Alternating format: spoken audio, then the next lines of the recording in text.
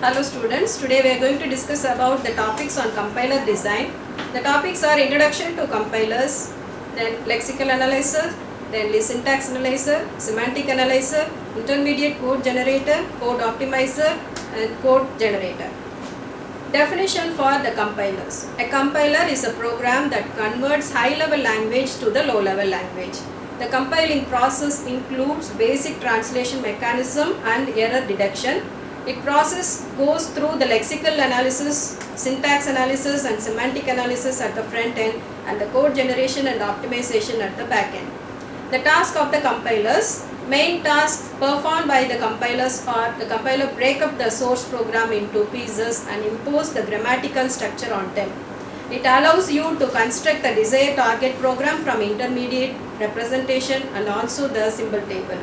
It compiles the source code and detects errors in it. It also manages the storage of all variables and codes. It supports for separate compilation.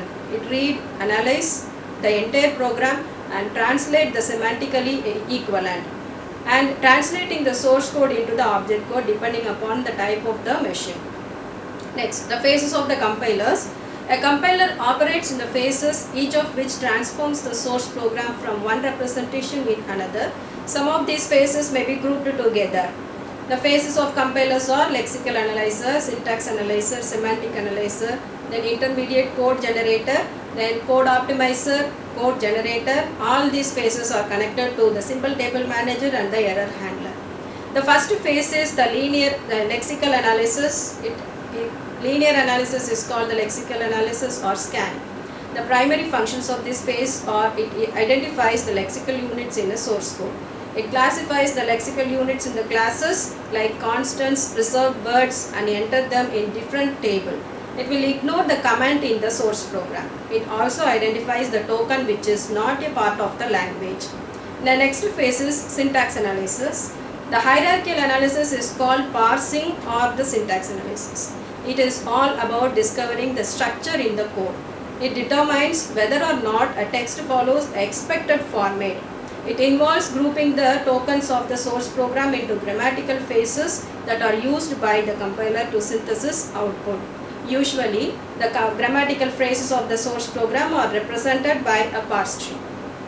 The list of functions that is performed by the phases are it obtains the tokens from the lexical analyzer, it checks if the expression is syntactically correct or not, then report all the syntax errors, construct hierarchical structure which is known as a parse tree. The next phase is semantical analysis. Semantic analysis checks the semantic consistency of the code. It uses the syntax tree for the previous phase along with the symbol table to verify the given source code is semantically consistent.